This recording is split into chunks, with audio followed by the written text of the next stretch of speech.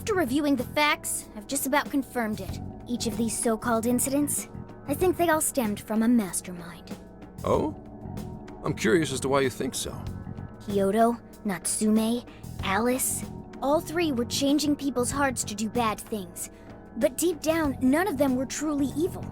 At the very least, they're not the same as the rulers who distorted reality for their own sakes and ended up spawning palaces. I'd been considering that as well. Before Natsume lost sight of his writing, he was diligently working toward his dreams. Alice, too. She was doing her very best to be a ray of light and hope for other people. Mari-san was also striving for the betterment of everyone in Sapporo. Right. They're different from criminal scum like Kamoshida and Madarame, who acted only for their own benefit.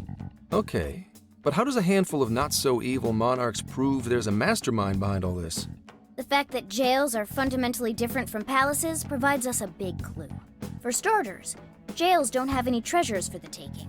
All we found are people's stolen desires. That means monarchs don't have twisted enough wills to reshape reality and form treasures.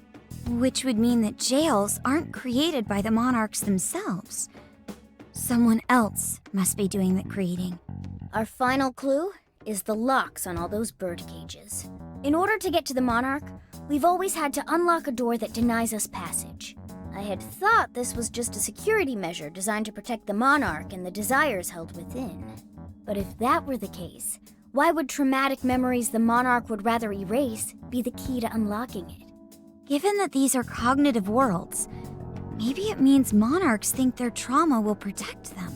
I find that rather odd. If anything, I would think it's the other way around. Correct.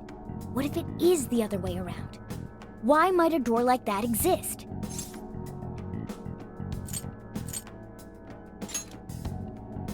No, it's nastier than that. What if that door isn't to keep intruders out, but to trap monarchs in? You mean they're trapped? I thought the monarchs are the ones in charge. Think about it. What would happen if a monarch tried leaving their cage? They'd touch the door, and then hear the voices of their trauma? Exactly. They'll remember what made them so warped in the first place, and stick to their guns as a monarch. And thus, the cycle continues unbroken. The monarchs really are birds in a cage.